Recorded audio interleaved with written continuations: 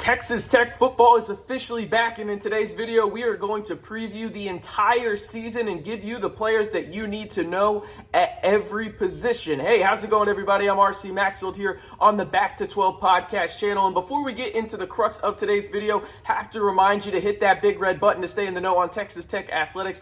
All year long, we'll be bringing you daily Texas Tech videos, whether that's with football, men's basketball, baseball, and everything in between, all the way down to cross country and everything you need to know about Texas Tech athletics. Well, this will be your one-stop shop right here on the Back to 12 podcast channel. But let's jump right into it. I'm going to run through the depth chart, and I'm going to give you a player at each position that you need to know in this season preview video for the Red Raiders. Now, before we do that, let's lay the foundation a little bit. It's the first year of Joey McGuire. If you don't know that by now, well, I'm glad I informed you a few months too late, but he is going into his first year as head coach of Texas Tech. He brings along Tim DeRuyter, who has head coaching experience in the college level and is one of the most well-respected DCs in college football. Now, on the offensive side, you bring the kid home, Zach Kittley.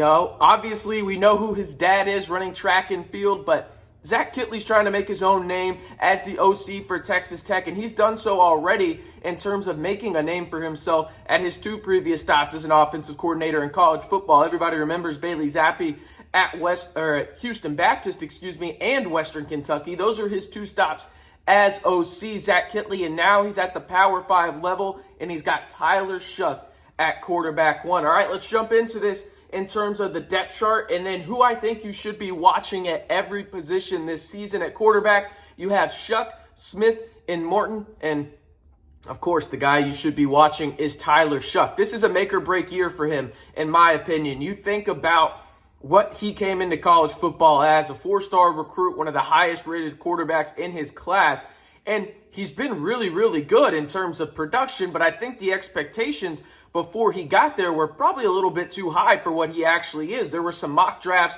last year that had Tyler Shough as the number one overall pick in this past year's NFL draft. That's ridiculous, right? Tyler Shough is a good college quarterback, and maybe Zach Kittley can unleash that NFL potential that I, as well as a lot of other people, think that Tyler Shough has. He is definitely the guy to watch at the quarterback position for the Red Raiders. Now, at running back, you got Thompson and Brooks, the two-headed monster, arguably the best running back duo in the conference. And then a guy I think you all should know is Donnell.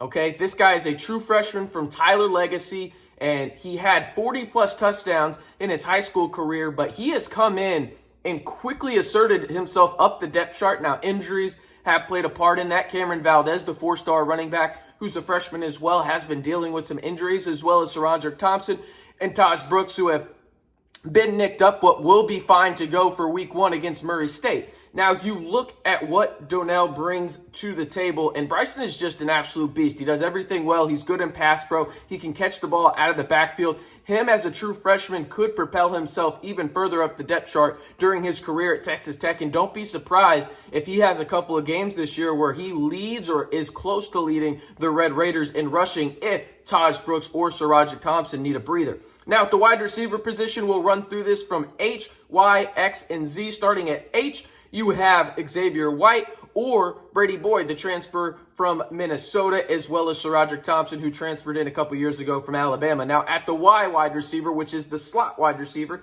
you obviously have Miles Price, Brady Boyd, and then Xavier White and the hometown kid Martinez. Now, at the X wide receiver, you have Jerron Bradley, J.J. Sparkman, or Trey Cleveland. Jerron Bradley will be the starting wide receiver at the X spot for the Red Raiders this season. And Z wide receiver, you got Fouonji. Hopefully he can stay healthy. Eakin right behind him, as well as Brady Boyd. And Eakin is the guy I want to talk about, and you need to know. This guy in his senior season at Stephenville High School led the entire country. Let me repeat that. I needed to pause just to make sure you understood. Led the entire country in receiving yards. He is an absolute beast, has the body similar to Cooper Cupp. I am not comparing him to Cooper Cupp right now. He is a long way from it.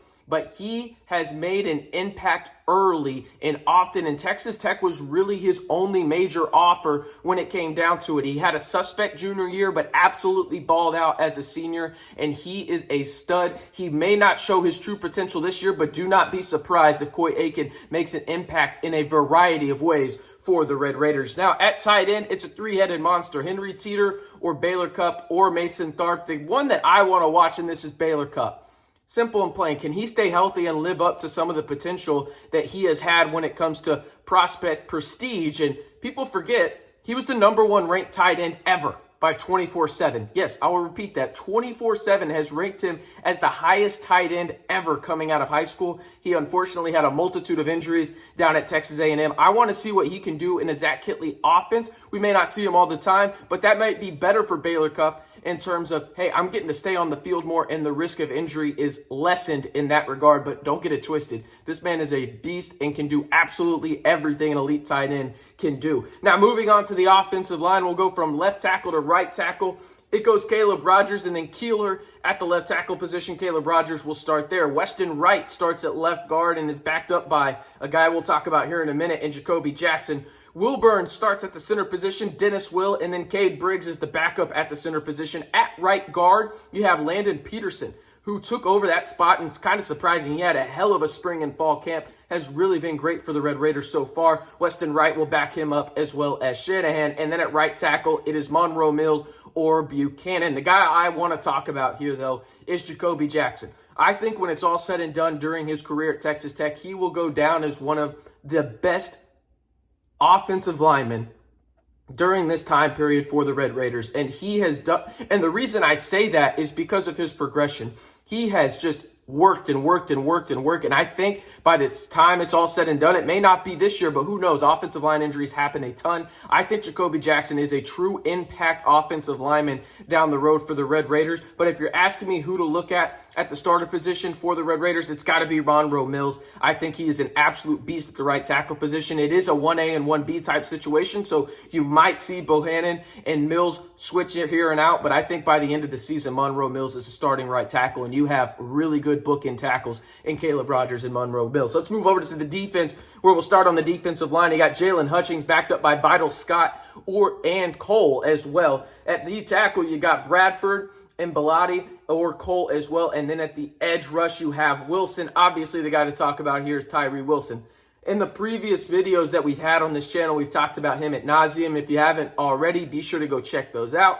But I think Tyree Wilson, and it's kind of a bold prediction, I think he leads the Big 12 in sacks this season. I think he's an absolute menace, and I think when it's all said and done, we are looking at a first-round defensive end for the Red Raiders. I think he is that good. Moving on to the linebackers, you got Josiah Pierre backed up by Moore and Ramirez at the will linebacker spot. You got Kosi Eldridge. We'll talk about him here in a minute as well. You got Moore, and then at the Mike linebacker, no surprise, you got Kershaw Merriweather backed up by Rodriguez and Matthews.